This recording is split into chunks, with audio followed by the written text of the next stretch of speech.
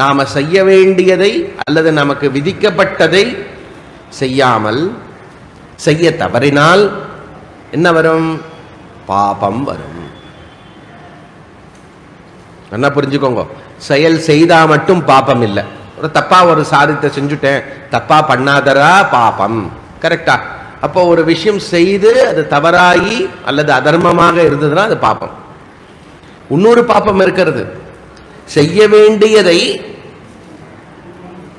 செய்யாமல் அதிலிருந்து விலகி இருப்பதும் பாபம்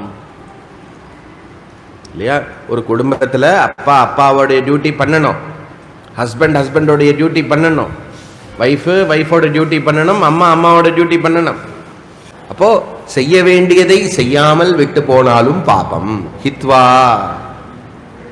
நலஹே ஸ்வதர்மம் ஹித்வா, உன்னுடைய ஸ்வதர்மத்தை விட்டுட்ட என்றால் பாபம் வரும்.